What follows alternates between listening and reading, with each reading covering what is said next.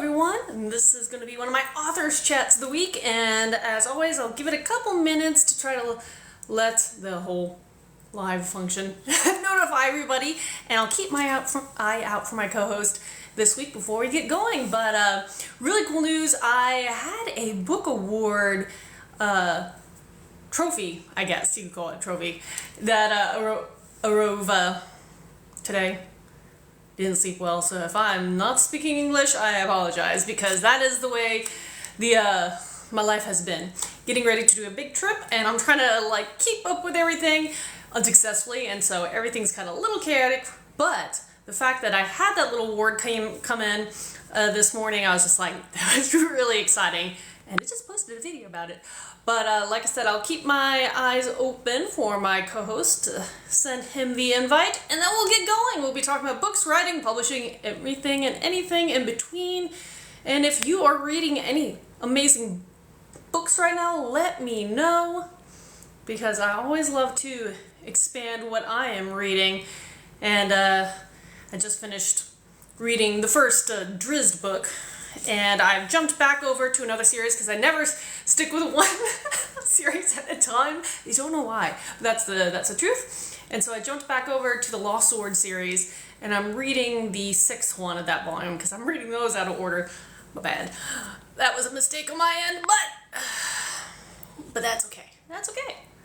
Okay, keeping my eye out for my co-host. I don't see him yet, but I'm going to scroll down just in case I missed it. But yeah. And so I have only a few more days to kind of wrap up everything I need to wrap up before I head out for my venture. And based on what some of the hi California, based on some of the recommendations, I see you. Let's see, but you see my invite. Sorry, I'm trying to connect with my co-host. I see that he's on-ish, but I don't see a way to invite him. Anywho, but yeah, I'll be heading out, and based on what everybody was suggesting on some of my feeds, some of my readers, I printed out little flat versions of my book covers to take with me so I can do some really cool photo shoots essentially while I'm traveling, but then not having to bring all those things behind me. It's hard enough to try to pack everything you need to travel with in a suitcase, and when you're adding on books, that makes it that much more complicated. I don't know. Oh, there you are. I see it now. There. He popped up finally. I don't know why it takes time sometimes. Let's see if he sees the invite. But then we'll get going. We'll be talking about other things rather than my rambling about my upcoming venture. But cool things like just thinking in the back of my mind the fact that one of the places I'm going to see is a Coliseum, and I actually have a kind of this gladiatorial battle scenario in a pair of Coliseums in one of my books. So I definitely want that, book cover in front of that one, and kind of again pair up things as I go along. And I'll be visiting some different Viking sites elsewhere in Europe, not the same place, elsewhere in Europe. And then I will have some photos with those books, my little Viking books with that. I don't know why he can't see my invite. Hopefully he sees my live. We'll figure this out, hopefully. But, anyhow, I am ready. I'm kind of ready to just check off for the week and get ready to go and travel and see the world and learn new things. But yeah, I'm also trying to figure out what books to pack, because funny things, one of the places I'm going to stop at are the Orkney Islands. And for the reason I do want to see the Viking sites, or the site during that Viking, mesh it with my Viking series. Hello. Can you hear me? Up? Hi, Yes, I I can hear can. you. I cannot see you yet. I just see your little icon. There we go. I think that did it. Nope, did not do it. Let's see. It always takes a moment. It's okay. There we go. I didn't hit the save button. Fantastic. There we go. How are you? I'm good. How are you? I'm scrambling. I actually head out for a very big trip on Saturday, Yeah. so my house is kind of upended in suitcases and what to bring and Yeah. checklists and all that kind of stuff. So I'm glad we fit this in earlier in the week, because if we try to do this later in the week, I probably would have zero focus. Oh man, yeah.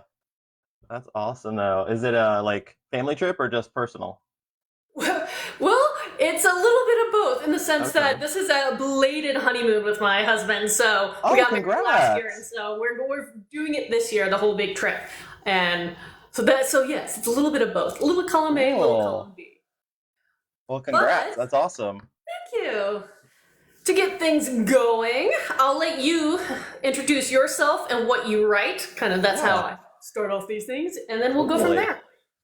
My name is LD Valencia. I am a teacher and an author.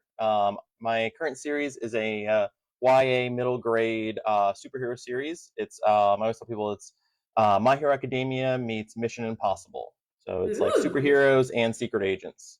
But my next series I want to do, it's a kind of a blend of like Stormlight Archives with the video game Fable kind of inspiration. Oh, okay. So Fun. that's my next goal. I love it. So, okay, obviously you're thinking ahead to your next goal. How close are you to finishing your first series, or have you just finished your first series? I've written the last two in the series, so there are 8 total in the series. Love The it. last 2 are written, and I am getting them edited.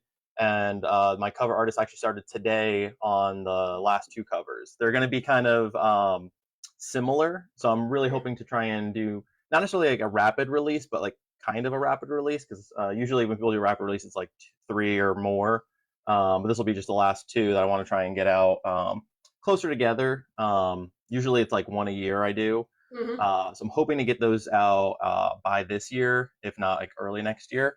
And then I've already written the first book in the fantasy series, and then I've 3/4 of the way through the second one.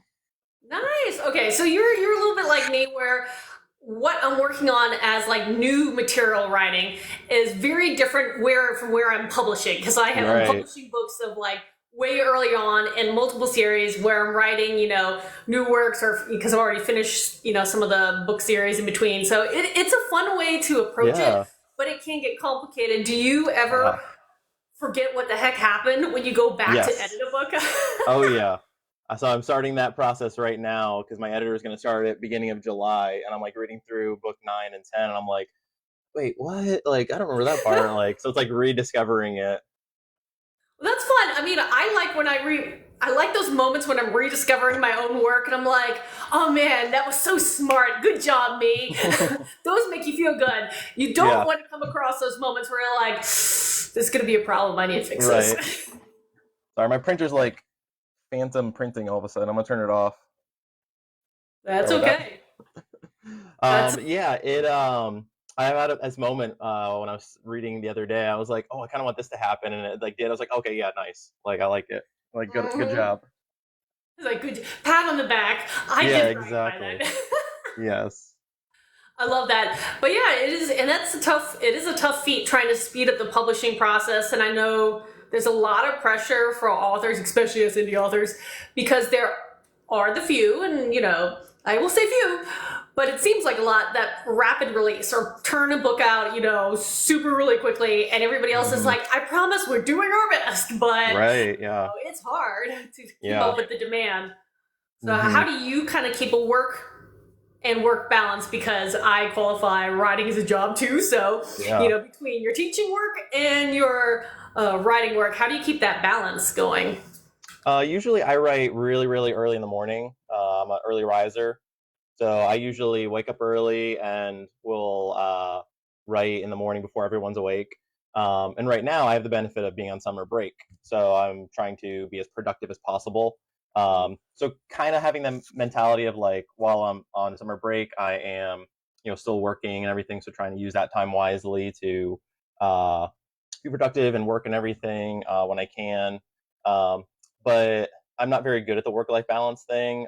Something that I'm working on as a person and trying to be better at. Being better at being present and everything, and being like uh, mentally there when I'm like physically at some like doing something, because oftentimes I'll be spaced out. You ever watch Scrubs? the TV I've seen show. I've seen a few. I've seen enough. I haven't like followed it, but yes, I've seen enough. The main character JD does this thing a lot where he like will think about something and then it'll like show a little cutscene of what's going on in his brain. It's usually really silly, and then he'll say something that no one catches and no one understands because they didn't see what's in his brain. I do that a lot with my wife. So we have this like running joke that like there's a line in Scrubs where he goes like, "Gonna need a lot of gnomes," and nobody understands what he's saying. And my wife always says that to me because I'll like randomly say something like, "Oh, that'd be really cool if the character did this," or something, or like something random. Like, what do you think about like dragons, but they like have gems and stuff embedded in their scales? And she's like, and so she'll just say, "Gotta need a lot of gnomes," because she knows like I wasn't there for the first part of that thought. I was just at the back end. Um, and so she'll like catch me and be like, like, "Are you here?" And I'm like, "Sorry, I was like in my Yep, head." yep. Yeah, you know, Yeah. you can. Oh, I jump around all the time too. Like I feel like my brain works 1,000 times a minute, and working on talking about like one conversation, but I'm thinking about something else, and somehow I do the crossover, and I'm like, I'm so sorry. Let me back up. Here's how I Yep, got there. absolutely. Yeah, I do that all the time. I love it. And okay, so you said you're a teacher as your one of your jobs. What do Hmm. you teach? Is it? I was just curious because are you an English teacher? Or are you teaching like something totally off the wall? You know, what are Yeah, you teaching? I Does teach it relate? right now I teach fourth grade reading. So I just teach Yeah. reading classes. But writing lessons are my favorite. So I teach like when it's a writing day or writing a lesson. Um, like those are my favorite. And I always tell my kids my series actually started off as uh a I don't even know how to say it. Like my students kind of told me to publish it essentially. Aw, I love So it. And also show us that cover again. Just do a yeah, good career. I know it's going to be backwards a little bit, but that's yeah. I cool. wonder if I can. I don't know if I can do it from the guest thing, but yeah. I don't know. So I have not played with all the features. I no, it's totally fine. So this is the gifted complex. So way back when I was teaching in New York, that's where I'm from originally. I was getting ready for a writing unit and everything, and my kids were gonna write their own stories. So I wrote a little 5-page story, like really, really simple, about a kid with superpowers who went to college to learn how to use the superpowers, and he gets kind of like pulled into this superhero secret agency. And because those are my big like loves, I love superheroes and I love spy stuff. And so I wrote this little story and read it to my kids to kind of show them and model for them like this is what a character is, this is setting, this is like plot, this is the climax, stuff like that, so they could know how to kind of put that into their own story. And Mhm. um, they were all like, "Oh, Mr. V, this is so cool, you should get it published." And I was like, "That's crazy, like, I don't even know how to do that, like what does that even mean?" um, It's a lot of but questions. after a while I was like, that'd be really cool, and this like idea kind of kept like sticking with me. And so I took that little like 5-page story and turned it into a book.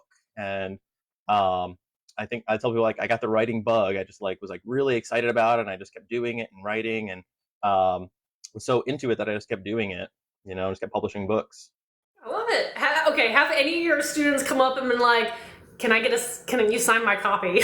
Yes, I have had students sign my copies. It's cool. It's cute when a kid like um, will like be really into it and be like, "Wow, that was such a cool book," or I love this part and everything. So like it's really cool to like see that and to tell them about it and talk about those things with them.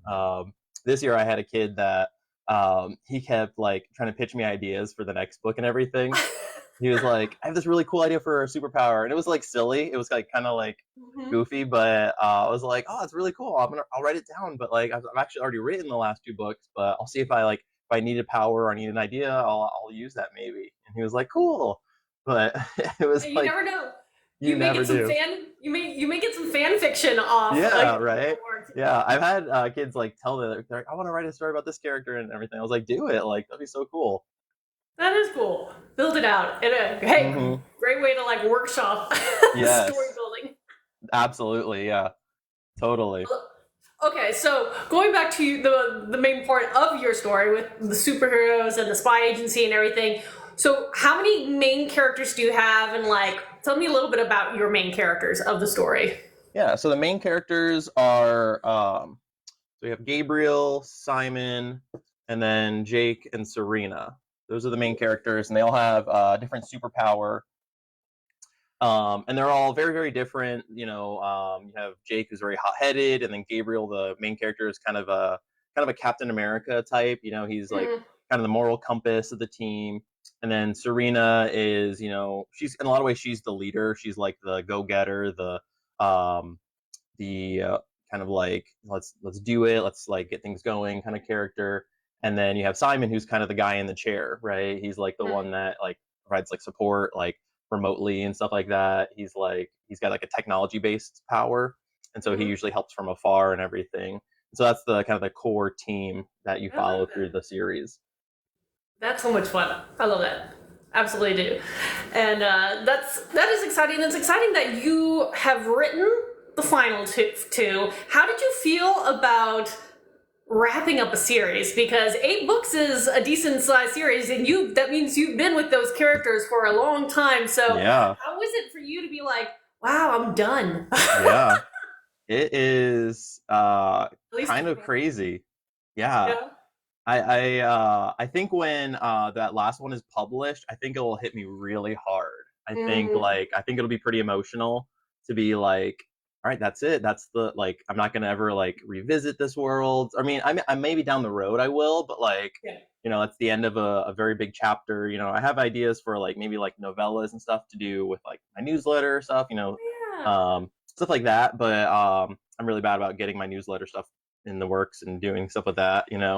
But I think when that publish button is hit and I see that last book and everything, I think it'll be very emotional and probably to the point of Right. like tears and stuff. I think it'll be uh very surreal because I started it in 2010. That's So pretty I've been tough. with those characters for a Yeah. long, long time and living in that world for a long, long time. Yeah, no, I understand. I have one completed series, and the first time I finished that series, it's that it feels there's that nice feeling of accomplishment, Mm-hmm. but there is that kind of bittersweetness because you say goodbye and you're like, I don't, and I had a lot of readers come out and be like, will you continue the series? I really wanted to continue. And I'm like, but I never, I mean, I could theoretically, Yeah. yes, but I don't feel like I want to Yeah. because that's where I wanted it to end. Mm-hmm. And not to say I can't do like what you're talking about, prequel spin-offs and all that kind of stuff, but it's kind of where I wanted it to end for that series. Now, I also want to work on other projects too, so I Right. have to move on so I Yeah. can write new things, and that's what I've been having a lot of fun right now Mm-hmm. is writing new things because my second series, my Dark Viking fantasy, will be wrapping up this year, and Yeah. I've opened up some time to write new works, and it's like, ooh, this is Yeah. fun. This is fun. Meeting new characters. Yeah. Oh, Absolutely. Yeah, it was tricky with that last book because I had the idea for the fantasy book, and I even like posted some TikToks like asking like, should I start writing this fantasy book or do I finish the superhero series? Like, should I start publishing the other one or like what should I do? Because I was like really, really excited about starting that new project, but I also knew I was like, I need to finish this. I'm like, yeah. I don't want to ever like leave this superhero series like unfinished. So it was Oh, like it was tricky to you would have the riots come out for you. Be like, no, you're yeah, not going to be another so and right. so. I know I didn't want to pull George R. Martin, and like leave it up there for years, but it was tricky because I was really passionate and excited to start that new Hmm. series, but I was also like, I need to finish this superhero series because I don't want to leave it, you know, unfinished, and like so that was definitely tricky. Have you ever had that where you like Yes, had right like new now. idea? Yeah, it's Right now, I have hard. a long-term, my young adult. It's a portal fantasy adventure Ooh, quest-filled one. cool.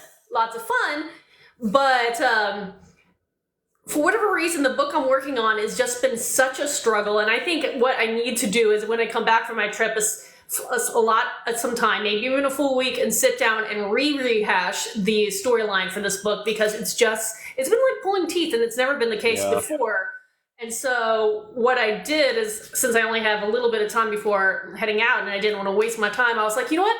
I'm going to start on a new project, and just as Okay. a palette cleanser, Yeah.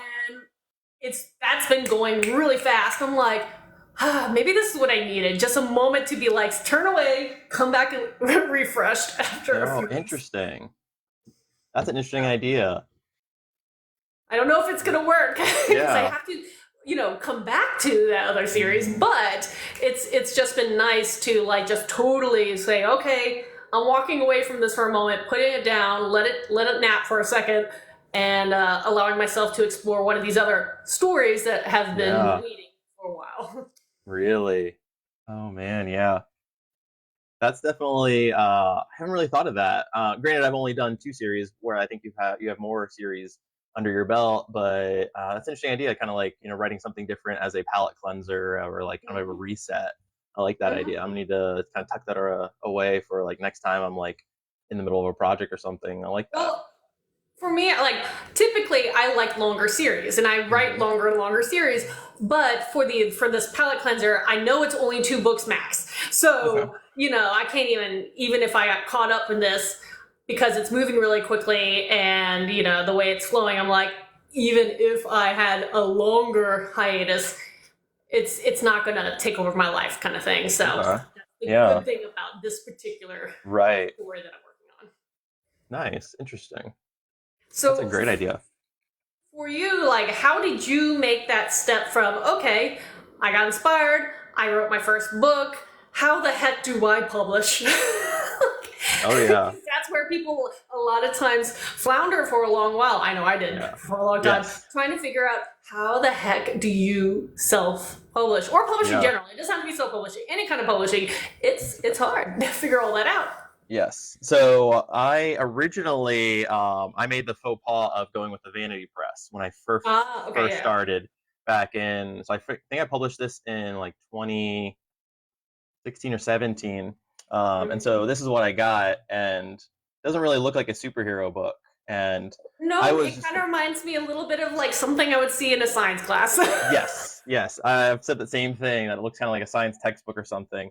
Because I told him like it's a superhero book, but I want like a motif of like maybe Venus in the background because that's a kind of a motif in the story. And I told him like probably some super powered characters or something like that in the front. I told them what the superpowers were and what like some ideas were.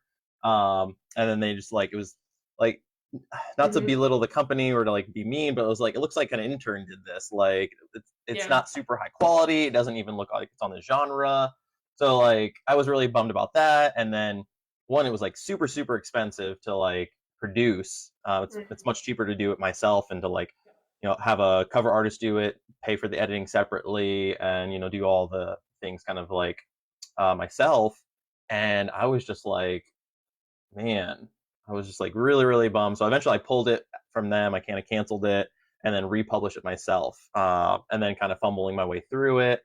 Um, the Facebook group, 20 books to 50K was Yep. really instrumental for me and kind of like because I was kind of like maybe I'm not going to publish anymore after like the snafu with that and everything. I remember end of 2018 or 2019 being like really bummed, really distraught about how poorly it went and how like I spent all this money to produce something and it was just like very low quality, didn't really like you know, look very good. And I was just kind of like distraught. So that was a big one in helping me kind of like re kind of re-inspire me to get it published and everything. But also I'm a Enneagram 3, the like achiever, the like workaholic kind of person, the like go-getter. So like, I always have projects and things that I want to get done and do and things like that. And that's kind of my fatal flaw. And a lot of times, like, one of the things I'm kind of like working on as a person is kind of like being better about being present and not like, what's the next task I need to do? Like, what's going on in my mental Oh, checklist and I'm totally a everything. list person, and I will wake Yeah. up at night just going through my lists of the next day. 'Cause- Hmm. yeah. Absolutely, yeah. So like that's it's good for like publishing and getting things done and working and getting things like that accomplished, but it's like something I have to be careful about with like family and like being better about being present with Hmm. them and everything. Because especially as a writer, like we're in our head so much, it's difficult sometimes to like put that off and like or turn that off, like Oh yeah. um it's very, very hard sometimes. So Oh, that's something I'm kind of like working on. yeah. What's No, that?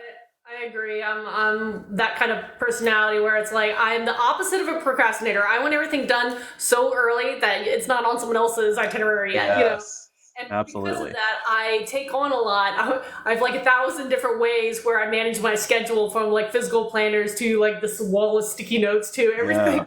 Yeah. And on one hand, I can achieve a lot. On the other Hmm. hand, you can get easily overwhelmed. And Yeah. in between somewhere, I have to remember work has to turn off at some point. Right. Absolutely. Yeah. And that's the tricky part sometimes, is turning it off and being, you know, uh, rest, being okay with resting and like taking some time off and relaxing and everything. Because it is like hardwired in me to just go, go, go, go, go sometimes. Mhm. Absolutely. But it sounds like you're figuring at least a groove on producing your books. I mean, now you're writing and you're well ahead of your publishing, you know, book date. So I feel like definitely sounds like you've developed some kind of methodology, there's some kind Mhm. of system for you that's keeping you going at a decent pace. But hopefully, it means you still have figured out a balance for everything else in between. Yeah, yeah. So that's what I'm working on this year. This year is kind of my like personal goal, is to be better about like not overwhelming myself with like the amount of work I'm trying to get done, and being better about like taking time for just family stuff and being better about that, because um you know uh I have a almost 4-year old and a 2-year old, and like I don't want to lose out on those years as well. So they're my wife says they go by so fast, so I want to be better personally about being present with them and everything, because they are growing up so fast, as they say. Hey, and you're gonna blink, and at one point you're gonna look around the corner, and they'll be reading your books. Yeah, seriously, it's just crazy to think about. For better or for worse, they'll be reading your books. But Yep. no, that's really cool. So okay, let me ask you, because you're finishing up, moving towards the finishing up stage of your first series. Did you come at it with like, let me see how I'm going to word this. Oh, did you choose to write with one point of view, multiple point of views? Like, how did you decide to tell your story in the way you chose to tell it?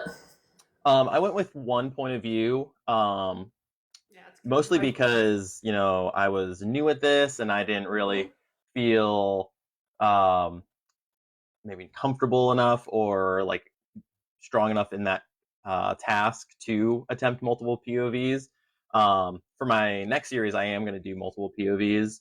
um but yeah, I wasn't sure I was ready to handle a bunch of different point of views. So for the most part, it's Gabriel, the main character's point of view throughout the series, because I thought he was the most exciting, the most maybe not even exciting, but the most like relatable, I guess. Okay. Um, Yeah. and so the other ones, they're very dynamic. There's a lot of interesting character, um, dynamics between Interactions. them. Mhm. Yes, interactions. They're all very different. So um, he's kind of the true north, the moral compass of the team and everything. So I kind of wanted to like show that and kind of like tell that story. That's great. I mean, it was kind of similar mindset for when I began, and up for the three series that I have at the moment working on, all of them are single point of view with the main character. Now I have large casts of characters, but I tell it through the eyes of just one of those characters. Yeah. But I did decide to, start playing around with some of these new projects with multiple POVs, and Hmm. so kind of getting myself comfortable trying new things. And it's fun, but it's a different kind of challenge, because that's not necessarily the way my mind wants to work. But it's a fun Yeah. challenge to try to get into the headspace of multiple characters. Right. Then you have to figure out who knows what and who's going to tell you the best, or be the best one to tell you whatever that slice of that storyline is. Right. It is. Absolutely. It is fun. Now, Uh-huh. for your next series, do you have any clue how big that one's going to be? Because I know you have the idea, and you pitched it a little earlier, and it sounds a lot of fun. But do you have any clue, or are you just gonna, when it's time to work? Because you're on the second one of that one, you saying? Yeah, I'm almost done with the second one, kind of like probably 3/4 or so, Nice. maybe a little bit more. with that one. So I think I have like the idea for at least 5 in that series, Mhm. but I think it might be like smaller arcs of different Okay, yeah, things yeah. going on. And I wrote the first one to be not necessarily like a standalone, but it could wrap up on its own. Mhm. And I've like debated, do I want to go traditional or at least public, like query a little bit, because I did that a little bit with my first book. Yeah. Um, I'm horrible at that. and it was much more of a passion project that I was like, I think I queried for like 2 months. So like by the time I like was getting letters back saying like, we'll pass on it, or we're not ready for this project yet or whatever. I was like, well, too late. It's already like underway anyway, so it doesn't matter. So because it was like I was so excited about it, I wanted to kind of get things going. I wanted to, get it out there, and it's been kind of an inspiration for me and for my students in a way to kind of like connect with them and Mhm. inspire some of them to get into reading and get into writing. So it was something I didn't really want to wait on, I guess. Mhm. Um, and I don't even know if I will query like and look for an agent and everything and do that, but I kind of wanted to like it. It, it kind of could be a standalone, that first one, but it will obviously be multiple books in the series is what my hope is. So um, I think 5, but I have a lot of like possible ideas of things, Mhm. and then there is going to be like a big cast, so there's a lot of potential for um, maybe even more than 5. So we'll see. But yeah, there's gonna be a lot of dragons and a lot of there's like magic armor and stuff, and so it's gonna be like pretty high magic, high fantasy kind of stuff. Fun. You got me at dragons. I am a dragon girl. Yes, I'm in such a dragon kick right now. The last like 2 years, like I've literally just gone on a TikTok and like type in dragon books and like just adding all of it to my TBR. And well, my magical multiverse, my young adult series, one of the worlds is dragons and dragon related entities. It Oh, I has love its own it. world. So I love dragons. But that's the funny thing was when I started, I wanted to. I had the idea from my young adult series, but I also wanted to do it justice. Hmm. So I wanted to have a book that I could kind of like try and test the waters, a totally separate one, thinking it was going to be a standalone. And so the first book I published ended up being a 4-book series, but it Nice. also reads kind of like a standalone because the Hmm. first storyline was meant to be just a 1 book before I moved on to these other things. Yeah. And then when I was wrapping up that book, I realized there were 3 more. And so that's why there is a little bit of a difference of flow because the others, they all kind of go really hard into each other. And the other 3 are a little darker because I wrote Yeah. them that much later because I was trying to figure out how the heck was I going to write a book? Who does that? Right. Exactly. How do you do that? Absolutely. Plenty of dragons in my series. Great to know, Keith. I love that. We are all dragon people here. I mean, you can kind of Oh see my yeah. little Yeah, I dragon love around. that. That's awesome. We love dragons here. Oh Yes. man. If you could choose to write a series based on any mythical creature outside of a dragon, Mm. what would you choose to be a focus? Like if that creature has to be like a main theme Hmm. character or something, what would you choose outside of dragons? Uh, right now there's a lot of cool stuff like with like elemental Yeah. monsters and stuff like that. There's so much potential there. And I'm kind of touching on a little bit in my series, but I would really love to like dive into it really hardcore, and like I think there's like so much cool stuff you can do with like elemental magic and stuff like Mm-hmm. that, and like like there's stuff like Avatar, but then there's other stuff that's like Wheel of Time spin on like how magic works and Mm-hmm. everything. So I feel like elementals, like monsters and stuff like that, could be really, really fun. Just like, I don't know, like I'm blanking on the series, but there was a book. I only read the first one, and the author's like idea was Roman centurions, but with Pokemon. That's cool. Do you remember? Oh man, it was like I'm blanking on what the series is called, but there were like some kind of elemental magic monsters in that. But like, yeah, maybe something like that where it's like elemental monsters and like how they interact with the people and everything in the world and everything. But I think elementals would be my second choice for like right now, like what monster I am. Okay. most interested in working on. I have another weird question for you, and this one's just because it came to mind while you were Yeah. talking. Answering the other one is if have you seen those videos on here where people pitch their book poorly, like Yes. purposely? Like, how would you pitch your first series or even your upcoming one in a bad way? How would you be like, this is like the worst way to explain this book, but it's Oh still man. explains the book? Let's see. If I was I know gonna it's pitch it tricky. poorly, I would probably talk about how like there's a term, what is it called? It's like superhero movie fatigue or whatever. Talk Mhm. about like, like, because there've been a lot of bad Marvel movies and a lot of bad DC Marvel movies right now. So probably talk about like, hey, are you ready for another superhero installment? Because we all need more superheroes in the world. So I'd probably do something along those lines and like talk about how like, here's another take on the superhero world that's already been beaten to death. Here's some more for you. Hey, it's fun to like think of like how you do it because again, I don't know how I would pitch my books poorly. I love those when someone's that creative and like comes from like the total opposite direction and Yes. still, knows how to like catch someone's attention and like, Right. oh, that's talent that I don't have. I wish I had that skill. Unfortunately, I don't. Oh, but that's fun. Anywho, okay, so are you thinking at this moment in time, obviously, things have changed, that you're going to stick with kind of the middle grade YA kind of age bracket of books going forward, or is that something you may change up down the line too? No, no. That's the next series is going to be definitely more adult fantasy. Okay. Like it's going to be clean, Mm-hmm. but it's definitely going to be a little bit more intense. Mm-hmm.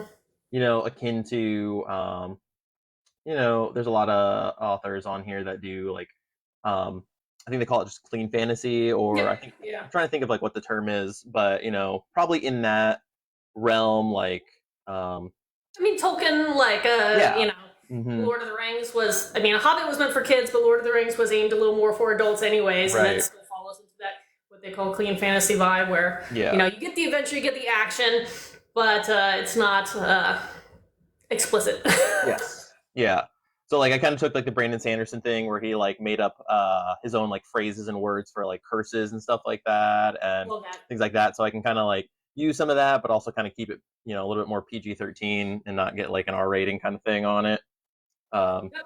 but yeah, it's going to be probably more akin to like adult fantasy or just epic fantasy, I guess. No, it's fun. It is fun, especially when you're writing second world or futuristic or whatever situations. But to come up with your own vocabulary, and they Hmm. may be your own colorful vocabulary, but your own vocabulary because it's just a fun way to make your world just that much more unique in its Yeah. own. But find fun ways to express yourselves because I know for my Viking fantasy now it's not clean, Hmm. but it is on the gritty side, and there are there's language and stuff like that. But it's also fun because most of their curses relate to the gods and from the Nordic Yes. pantheon and something. It's like Boulder's luck, and like if you actually Nice. know anything about the god Boulder, he was not lucky because he was Yeah. unalive. So I kept Absolutely. like be cheeky about that. It's fun. It's fun. That's awesome. I love that. No, I really, really like of all the pantheons, the Norse pantheon is definitely one of the most interesting. Have you read Neil Gaiman's Norse mythology book? I do have that one on my Nordic shelf. I think for me, now I've read so many like the sagas and the original text and all that stuff. For me, his book is a great one if you don't know anything about actual Yes. Norse mythology. It's a great introduction, It is, but yeah. it was when by the time I got it, I was a little more advanced in Oh my yeah. mythology. So I was just like, Hmm. oh, it was good, but it wasn't where I was at that point. If Yeah, I got it a few years earlier, that would have been a different case. absolutely. But it's a nice intro. It is. Yeah, there's a lot of really, really fun ones out there. And that was kind of my intro. It was my like because we were starting I play in a D&D campaign that we do like a podcast, Hmm. and it's kind of got a Norse pantheon. So that was kind of my like, hey, I need to kind of like dive into the Norse pantheon and kind of be familiarized with like who the gods are and some of the stories and everything. So that was kind of a good introduction. So I'll need to get your list of like must reads for Norse mythology. Okay. It all depends on how deep you want to get into it, because there's some Yeah. obscure stuff, and that's the fun thing is when I was spending years and years researching all that for my retellings, I wanted to start with some of the obscure, lesser known Hmm. stuff versus jumping right into what everybody's going to expect. Right. Loki, Thor, Odin. I'm like, Hmm. no. You get to see them in like the last couple books. But you have to make it Okay. through. There are 16 of them. You have to make through a lot Yeah. before you see who you think you're Wow. going to see. We're going to do everything else first. So That's wild. it's a fun way to tell stories that people expect in unexpected ways. Yeah. Oh, I love that. That's so cool. Very cool. And I had a question for you, and I totally blanked because I rambled about Norse mythology, and then my brain spazzed because that's the way it goes sometimes. But that's Yes. okay. But yeah, if you had to do a retelling.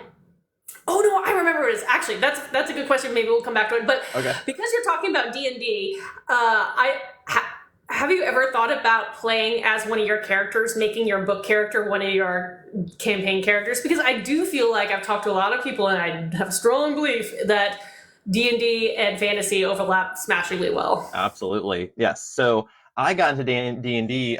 There's a TED talk that I saw way back when I was like just kind of getting started with my writing, and he was talking about how so many directors, writers, and creatives kind of cut their teeth on Dungeons and Dragons, and he's like, it's a great way to kind of stretch and test those creative muscles and practice and everything. So that's what I did. I was like, hey, I'm gonna be writing this book. I kind of want to run the D&D game, and so I just texted a bunch of my buddies and was like, "Hey, who wants to play? I'm gonna DM a game, and we'll kind of learn how to play it together." Back in like 2016, I think we started, and so we played for like 5 years. And so right now, I'm kind of running a play-by-post game, and I'm kind of setting it in my fantasy world and kind of using that Fun! as a kind of a story practice thing. So like the characters, the guys that are playing in it and the people are in it are like um kind of like I'm kind of testing some of the magic, and I'm testing kind of some narrative stuff. And I feel like Dungeons and Dragons is a great way to practice creativity and Oh yeah. stretch yourself narratively. I think it's like really good way to kind of like maybe test the waters if you're like interested in writing, like maybe as like a practice run. Well, it's kind of funny because I, over COVID, had a group that's, got me into a little bit. I'm like still very baby when it comes to the whole scenario and the depth of that, but into D&D, and the character I created for my early on campaign, I fell in love with so much. I was like, oh no, now I have a book series that's been waiting. Yeah, I love that. Yes. And so that's one of the projects that I've been kind of like world building for, so I can move Nice. in that direction. But I was just like, that's what happens when you throw an author into the thing. It's like I can't disentangle storytelling. But Yes. I also talked recently, at the end of last week, I met a audiobook narrator on here, and how he became an audiobook narrator was because when he was playing D&D, and everybody loved the fact that he could really get into all these voices, and so he's Yeah. like, you know what, I'm going to start doing narration, and there you go. There you go. That's awesome. Yeah, that was one So of my favorite things about it was the voices and being like because I was the dungeon master for my first game, and just using all the silly voices and like different characters and things like that. Yeah, that's super fun. ooh, here's a great question, and I love questions. And it's popped up saying, if you could make any fictional character a D&D character, who would you make and how? Ooh. Um, the character that I'm playing right now, he is kind of based on myself, but I also kind of wanted to make him kind of uh, Indiana Jones esque, but he's like Indiana Jones way back before he was really good at being Indiana Jones. So Mm-hmm. like he's like not very he's like kind of bookish and everything, but like my end goal for him is to be kind of more Indiana Jones esque because he's Indiana Jones is like the professor and he's like an explorer and everything. So my Mm-hmm. guy is like really nerdy researcher guy, and he's kind of like forced to go out and on this adventure and everything. And so I kind of want him to like eventually become more Indiana Jones esque, but he's like fumbling his way through it and kind of like really not very good at the adventuring side and everything. But I think another one would be like a Sherlock Holmes is one of my Mm-hmm. favorite fictional characters. So I'd love to make kind of like a they call it like a skill monkey, a character that's really good at a lot of different things and Ooh. has so many like little abilities and everything. So I think that would be a really really cool one to do is kind of a Sherlock Holmes character. Okay, I have your answer. Just 1 second. And I'm back. Okay, now my twofold answer for that one is if I chose a book character that wasn't one of my own, I think Geralt of Rivia is one that just leans to that kind of vibe. Anyways, I would have to brush up on what kind of like personality type that he would be in there, but yeah, I could definitely see him fitting in really really easy in a D&D scenario. Yeah. But on the personal side of things, I literally have turned my characters into Oh, D&D nice. minis. So this is one of my main characters, and I'm starting to build them out. So for readers who do play D&D, I have the minis and subgenre, especially subclasses and stuff like that, Ooh. and I send them out to readers. But it's fun because as a writer, it's you're opening up an opportunity for other people to tell their own versions of your story. Yeah. Having your characters be it tangible form or do like the digital icons of your character with the same information. That's another thing I'm thinking about. Would be kind of fun to send out for people who like to do that overlap of let's play a bookish campaign. Yeah. Oh my gosh. Yeah. I've even said to a couple people on TikTok, like other authors that I talk to and everything, because a lot of them I've talked to do play D&D or like have A in the lot. past, and I've been like, I want to get like a bunch of like authors that can and do like an online D&D game. Like it would just be so cool to like because authors are so creative, and it would be really fun to see like that creativity play out in a D&D game. Well, Like that'd be if so I cool. still have that sticky note, I had a whole list of authors who same idea, and Yeah. like I had to start like who were comfortable DMing and everything, and the idea is, in theory, when my life ever settles down a little bit, try to gather that. Unfortunately, that has not been the case this past year and a half. It's been crazy. Absolutely. But Yeah, I feel like I've been saying that same line when life settles down for 4 years now. yeah. Like yeah. So I'm still waiting for that one too. Hello, Jason. And I did see a question just before Jason popped in to say hi. Saying, Oh, dude, it's Jason. The man, the myth, the legend. I know, and he's coming to my neck of the woods later on this summer. Awesome. I love his content. He was one of the first like author TikTok guys that I like started following, and like great content of like just like how he does what he does and everything. So he was a big like help to me, I feel like, when I first got onto TikTok and like figuring out what do I do? How do I do this thing? He's been a help for many, many, many people. Many people. And Jordan, I did see your other comment saying, if you had to choose any primary antagonist to rule the world, who would you choose and why? Ooh. That's pretty intense. Oh man. Okay. That one I would have to actually think. Yeah, that's a tricky one. Like, wait, are we talking about rule the world in a terrifying way, or having an antagonist rule the world in a way that you're okay with? I don't know. Yeah. Two different ways. I feel like I have to think about that one. I feel like in Stormlight Archives, Taravangian is an interesting one because he is very, very smart. Or well, on some days he's smart. So his thing is he's like some days he wakes up and he's like a genius, and some days he wakes up and he's like, the opposite. And he actually like wants to like take over, not necessarily take over the world, but like help, I guess, rule the world or something. So like I feel like he'd be an interesting one because I feel like he could be a good ruler, maybe, but then he makes a deal with this bad guy, and then he turns into he just gets worse and worse. But like, I don't know. He's one that might be, if the answer is like for a ruler that could be like an okay ruler, he might be one, but he could also end up being terrible. Depends, because it's like when he's super smart, he's also like has no empathy, and it's like the needs of the many outweigh the needs of the few. So like he might do really bad things, but on the days he's not smart, he's much more compassionate and kind and everything. So it's interesting how those two things kind of like juxtapose. So I don't know. He might be one. I'm not sure. Yeah, I think I would be bad at answering this question, mainly because, and I've said this before, but for years and years and years, I read all the ancient sagas and Eddas and the epic poetry and all that stuff, which those stories don't really have true villains. They're just very complex. And because of that, I haven't read as many of the concurrent and iconic stuff. But because of that, I guess I would have to choose Moriarty because he's really, really smart. And Professor Moriarty from Sherlock Holmes. And there is the capability of the fact that he's so smart, he won't destroy the world completely. It just may not be a pleasant place to live, but that would be my choice. And I see Jason saying Magneto. Yeah, Magneto would be an interesting one, for sure. There are a number of them. Yeah, there are a lot of ones that it's like, could be a good ruler, or like, because there's a lot of villains that's like they're doing the right thing but in the wrong way kind of characters. So it's like, someone that like is trying to do the right thing could be a good ruler, but it's like, how much is acceptable, and that's when it gets into that really gray territory, and it's like,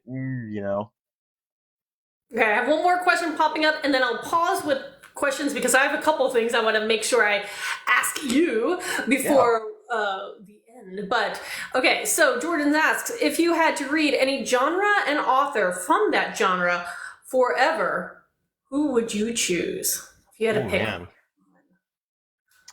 Oh my gosh, that's these are good questions. I'm trying to pick somebody. I'm trying to think of someone who has got a large catalog. That's the thing. It's like I like Brandon Sanderson or something that has a lot of books, so it keeps you entertained. Because if you pick someone that has only a few books, then you're stuck rereading those forever, which may not be a bad thing. Like but it's just someone that is a prolific writer and a little diverse would be probably ideal. So I have never read Brandon Sanderson, so I would choose him because I've never read him. So that would keep me entertained for a little while. Yes. Yeah, I think he might be my choice too because he does have such a wide catalog. I enjoy his writing already, so I feel like I would be able to go back and reread because some of his books are really, really big. So it would be interesting to go back and reread some of his. And like you said, he's so prolific that like he's going to come out with 4 books next year probably, and no one's going to so it's like probably another super secret project. Yeah, absolutely. What was it recently? Like he went away on vacation and came back with a new book or something. I was just like, I can't right now. I was like, come on, man. People, I'm like, I can't. I'm never going to compete. No, I know. Why would I want to? But I don't know how he does it. Like, it's insane. But okay, if this platform is nice, and it's been nice to me recently, so hopefully it continues that way.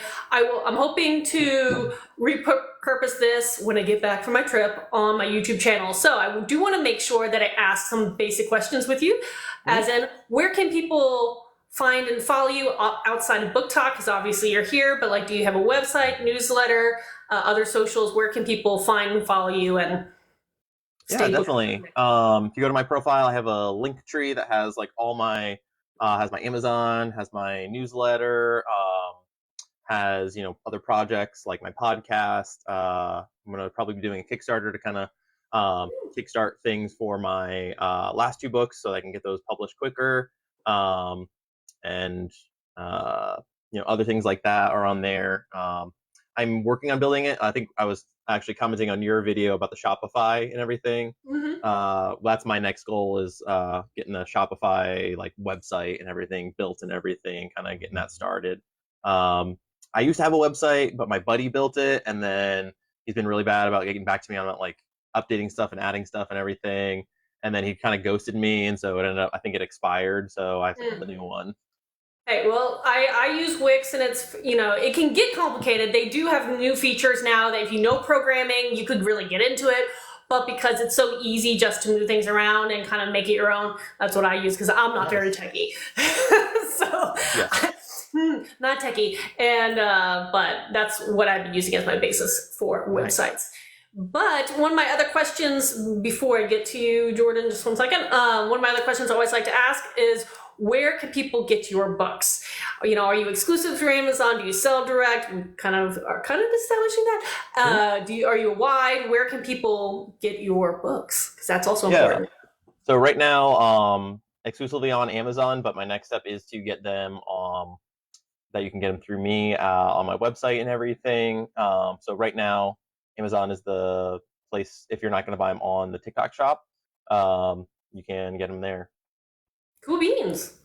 And always support my recommendation, but I'm biased because I'm the author side of things.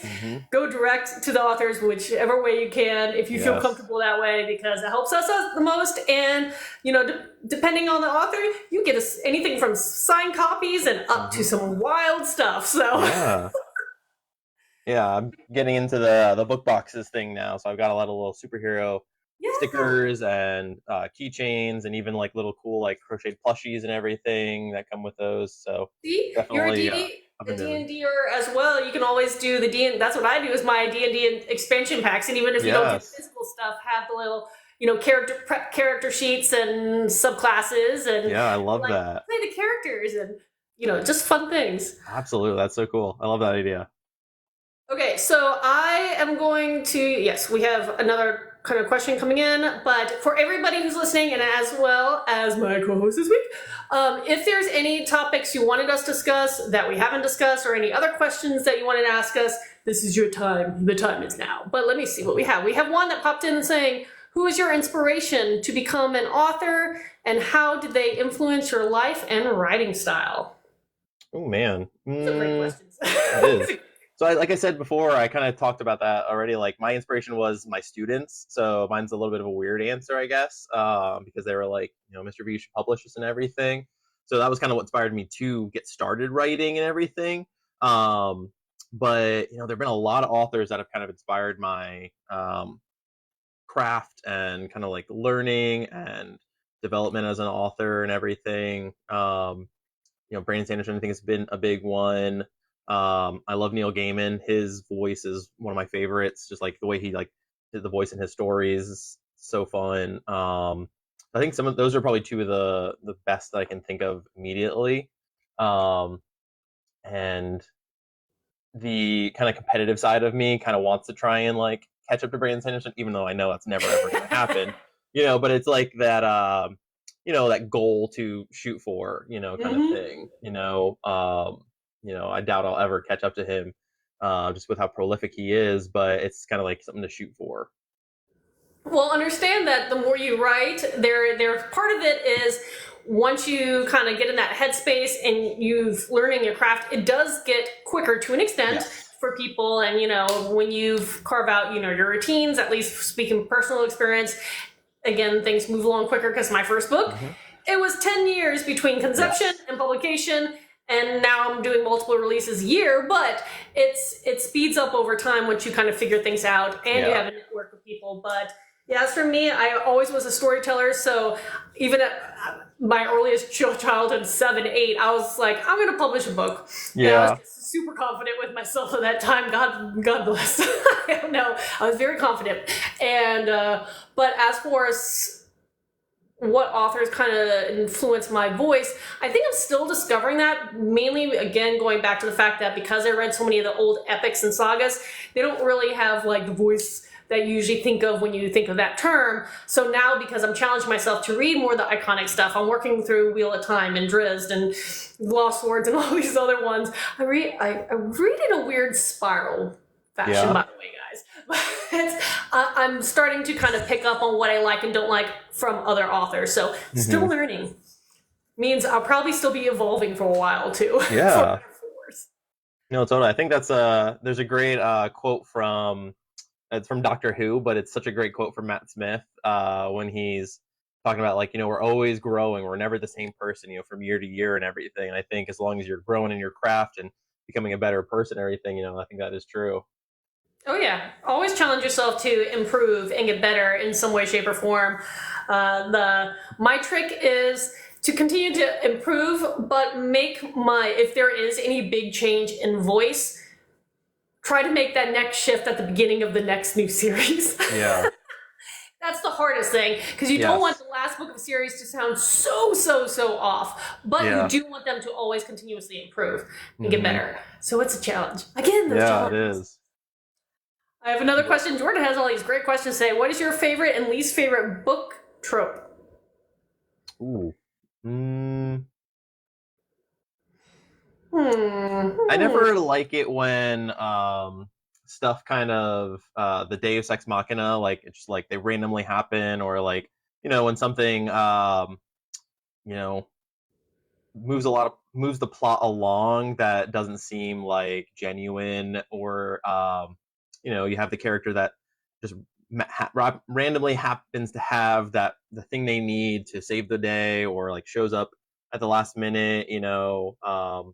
I think it's done well at times, but I think a lot of times it's like, I don't know, it doesn't always feel right when it does happen, and it feels forced, and it feels like um I don't know, um not done in a good way, I guess. So that's, Mhm. I think that's my least favorite, but that's one of those questions that I might have to like think about all the different tropes out there. Yeah, and that's that. I think one of the problems for me when people ask that question is a lot of the tropes that I immediately think of are romance tropes, and I don't read a lot of Hmm. romance, nor do I write Yes. it. Yeah. So it's kind of like non-applicable. So I'm Yeah. like, oh, what are some of these other ones? But yeah, I want characters to evolve throughout the book. And Yes. the thing I think that's a pet peeve, not necessarily just like a trope, a pet peeve, is if a character, a big one, stays super stagnant for too long and it's not changing in some way, because we all change. If we like it or not, we change some way. So you want the characters to change, or else if they still see the world view, exactly the way they did 5 books before, Yeah. I think one of better. my favorites, and this is probably because I'm a dad now, is like the father figure or the mentor character, whether it Mhm. be man or female. Like, I love books that have a good mentor, or parental figure, or like the teacher or whoever it is, like the Gandalf, or the uh I think of other ones, like the character that's like the Uncle Ben's, like even if they Yep. do have a tragic end, like because I'm a big Spider-Man fan, so like I think that trope is one that I like, still like even though it is kind of sad sometimes when they do have a tragic end. Mhm. No, and it's okay to have tragic ends, and that's the thing. Hmm. It's okay to be sad, everyone. I know, depending on my book series, I make jokes. I was like, maybe I should just start sending little tissue boxes with my books. It's okay. That's hilarious. For the last one, you guys, you might need this. Yeah. The Oh man, boxes are that's going to hold funny. something you won't expect. A tissue box. Yes. How do you feel about the Chosen One? Are you a fan of the Chosen One trope or no? Well, here's the thing. I love Chosen One, especially if you're a young, girl YA Hmm. writer, because one, that's something that a lot of young kids love that idea. So if you Yeah. write YA middle grade, I think you're going to attract a lot of those readers, because that is something, especially that younger age likes. Hmm. Now, looking more to older readers, not everybody likes that anymore. You Hmm. get older and you like that gray. You like the hard struggles. You like a little, more grit to it. And so for me, it really just depends on what the book Yeah. or the book series is about. So I write both. I have some my YA is definitely Chosen One, or Are You or Are You Not the Chosen One, but that is a huge vibe. Now, Yeah. going forward, I have books that don't really have that in them, Okay. but they're meant for different viewers, and they have different reasons why I don't really utilize that trope. But I'm Hmm. not. I am overall for Chosen One if Yeah. it makes sense. Yeah, I think I'm like the same exact boat as you. When it's done well, when it's done in the right context, I think it can be such a cool take on it. Um, and then other times it's like, yeah, like you were saying, like the genre, or the even like age range, I think is a big factor as well. Hmm. Yeah, I know the older and certain subgenres, older people are, and certain subgenres they like, it's less and less, Hmm. the Chosen One, and more some of these other options. But Are you a fan of John Gwynn? I have not read that, no. Okay, because you said you write like Viking kind of fantasy stuff. You have some stuff. He has a really interesting take on the Chosen One in one of his series. Okay, Um, what are some of the series? Because I'm also very bad with names, so if I... the one I'm thinking of is the Faithful and the Fallen No, I've series, not read that, okay. like Valor, I Ruin. know of, yeah, I can see their Yes. covers. I actually know what their covers look like, but no, I've not read those That one yet. has an interesting spin on the Chosen One. I thought that was a really cool take on the Chosen One, and that's one of my like, oh, okay, that's a cool play on it and everything. And I've Um, heard good things about that mhm. series, so it's one that honestly, if it's not already on my digital TBR, it should be. When I Yeah. say digital, I put it in my wish list, so when I'm ready to buy a book, I can be like, yes, I remember. I Yes. do want to get that. Yeah. Absolutely. Okay, so running out of time here, but I do see a couple other questions. We'll try to see what we can get to. But what is your greatest strengths and weaknesses as an author, in your opinion? Ooh, I think I have, strength. Oh, sorry. What? I was gonna say, for me, weaknesses, advertising, marketing, 100%. Yes. That is the worst. I cannot figure it out. I try my Yep. best. I really do try. I have. It's just 100%. That is the easy. like taking off the author hat and putting on the marketing advertising hat is very hard. And I think strengths is like the work aspect. I think I'm really good at, putting in the work and putting in the time. Being that kind of like, work uh, focused person has made that part easy. Or not easy. I shouldn't say easy because writing in general is very, very difficult and there's a lot of challenging, but it's been uh, easy for me to have routine, structure, and like Okay. the things in place to be successful, or at least to allow myself to be successful in that aspect. I was gonna say, if I didn't answer it that way, I would say, I guess the other thing that would be a strength at this moment, things can change, is that I have been fortunate to have the problem of too many story ideas. I have so Hmm. many that are coming up, and I wish I could write fast enough, Yeah, but the creative flow is there. So that's a good strength, that is because I know good. some people actually struggle with that and go Hmm. with the total opposite and draw blanks. And, it's hard for them to come up with their next project or how to finish a project. So I have been fortunate, and I will say fortunate, and that can change, Hmm. that right now that's typically not the case. Mine is that one book I just walked away from temporarily. I'll come back to it. Mine is that one. Absolutely. Okay, I'm going to try to see. Okay, this might be the last question because it is winding down for the night and I do need a pack. If you if you could be a student of any fictional mentor, these are great questions. Who would you choose and what would you learn? I need to use some of these for my questions of the day. Fictional mentor. Like I said before, Sherlock Holmes is was like for the longest time probably my favorite character in all fictional writing. I might say him just because I feel like he's a Renaissance man who's like good at a lot of things. So I think he might be an interesting one to learn from. There's a lot to learn poorly from because there's a lot of aspects of his life that are a little bit Yep, yeah. yeah, but Yeah, like he I does think he some might be an things. interesting one. You know. But yeah, no, that's a great answer. Ah, man. Fictional character that I would learn from. Again, I'm trying to go through everything. I feel like I need to pick someone that knows a lot of information that I can be Hmm. pick your brain, Dr. Manhattan, or Oh yeah, someone that has just a wealth of knowledge, because I could be like, okay, teach me this, and that would be cool. yeah. But something akin like that. I would have to really think to see who it would be, but along those lines, I think, because I'm horrible at trivia, but I love to pretend that I retain random facts. I don't Uh-huh. really. If it's not fantasy, I don't know. Not fantasy or animals. But okay, one last one. With your main characters, if they had playlist, what songs would be on it? I actually have playlist for all my book series, and they Oh, are you found on my do? YouTube channel. Nice. Um, but yeah, I think those are fun, and the reason especially my YA one for my Jed Chronicle series, like every song on there, either for me is a scene, interaction between specific characters, or a realm or something like that, monster. So they all have meaning, even though someone else could listen to it and be like, I don't get it. I don't know Ooh, why you that's put these so together. cool.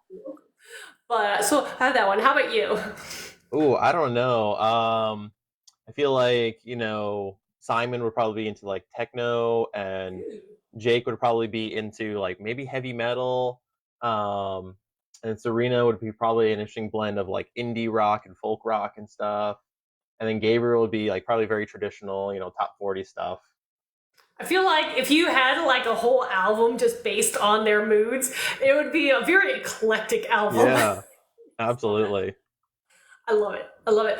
Well, thank you so much for hanging out with me tonight. Absolutely. And if you ever want to do another one of these again, I do host them weekly, minus while I'm away. Yeah. But schedule them in advance. But sounds great. Reach No, out. I love doing this. I love. I've only done a couple with other authors, but it's something that I've been trying to like contact other authors and see like, hey, do you want to talk about books, talk about reading, what we're doing, stuff like that. So I definitely would be interested in doing another one if you are available. Of course, and it is fun. You pick each other's brains. I always learn something from, whoever I'm talking with, be it actual, writing stuff, and what do you use to edit, or how do you do, this to just inspiration, and it's wonderful. So Absolutely. Yeah, if you ever want to do it, feel free, and we can reconnect in a little bit, and maybe do something around your release of your final series to celebrate. Yeah, that's a great idea. Love it. Get some celebratory vibes up there because Absolutely. It's a huge accomplishment to finish a series. And I'm super excited for you. Thank you. And thank you for everybody who's been listening, and especially you, Jordan, for giving us some of the absolutely head-scratching questions. I need someone like you to come up for questions for my page, for my daily bookish questions. Those are great. Oh, man. Okay, well, everybody, I'm going to have to peace out, but I will see you when I come back at this point from our trip. So, bye, Have everyone. a great trip.